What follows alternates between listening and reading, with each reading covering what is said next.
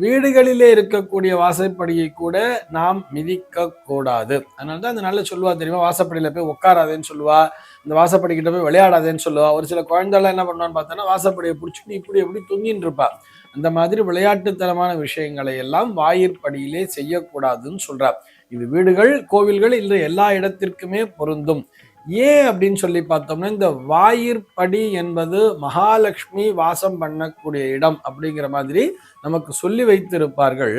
அந்த வாசல் படியில ஒரு மகாலட்சுமியினுடைய அம்சம்ங்கிறது நிறைஞ்சிருக்குன்னு சொல்லிட்டு தான் அதுல மஞ்சள் பூசி அங்க குங்குமம் எல்லாம் வச்சு அந்த இடத்துல விளக்குகளை ஏற்றி வைக்க வேண்டும். கோலம்லாம் ஓரமா போட்டு வச்சிருப்பா. இந்த மாதிரி விஷயங்கள்லாம் 2 புஷ்பத்தை கூட போட்டு வச்சிருப்பா தெரியுமா. மகாலட்சுமி வாசம் பண்ணக்கூடிய இடம், அந்த இடத்துல போய் நம்ம காலால மிதிக்க கூடாது.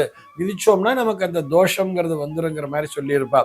உண்மையை சொல்ல வேண்டும் என்று சொன்னால், ஒரு வாயிற்படி என்பது 2 இடங்களினுடைய ஒரு இணைவாக பார்க்கப்படுகிறது. ஒரு சந்திப்புன்னு சொல்றா, ஒரு ஜங்ஷன் சொல்றோம் இல்லையா.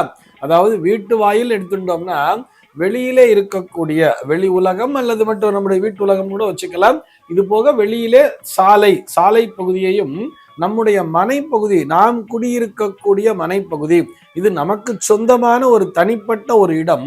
வெளியில வாசப்படி தாண்டிட்டோம்னா அது பொதுமக்கள் அனைவருக்குமான ஒரு சொந்தமான இடம். இந்த 2 இடத்தையும் இணைக்கக்கூடிய ஒரு ஜங்ஷன் தான் அந்த வீட்டு வாசல் படின்னு சொல்றோம்.